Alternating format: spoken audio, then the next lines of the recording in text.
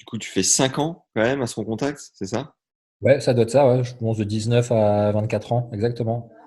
Et Ouais, et du coup, bah non, bah j'ai fait mes 5 ans, c'est passé très vite en fait. C'est une période où, du coup on galère un peu en futur, hein. C'est de 19 à 24 ans, c'est que on navigue entre 500 et 270. Donc c'est compliqué. Quand tu as 18 ans, tu as l'impression vraiment, j'étais sûr d'y arriver pour moi, dans 6 mois après, j'étais dans les 100, quoi. Et puis finalement, 6 ans après, c'est toujours 250. Et on se rendait pas compte du chemin qu'il y avait à faire.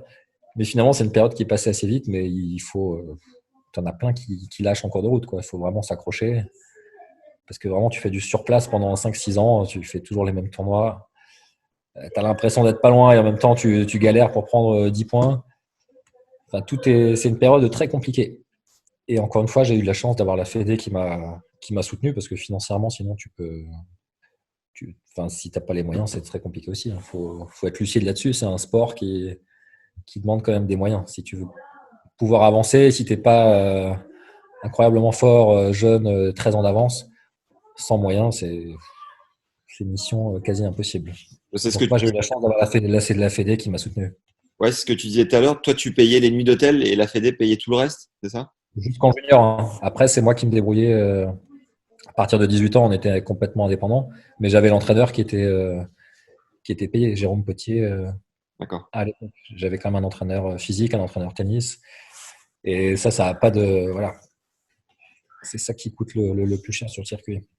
Et tu dis que pendant 6 ans, c'est hyper long et parfois frustrant, tout ça.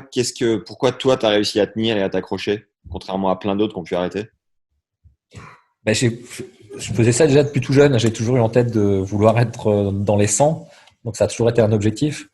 Et donc je me voyais pas lâcher. Et puis tu as toujours des petits moments qui te donnent un peu d'espoir à l'entraînement, sur des matchs où tu joues un mec top 100, tu vois que tu perds 7-5, 7-6, tu te dis, bah, merde, il n'y a aucune raison que j'y arrive pas, donc tu t'accroches à ça en fait. Ouais. Toujours un peu d'espoir d'un moment basculer et de monter. Tu as toujours la carotte pour avancer.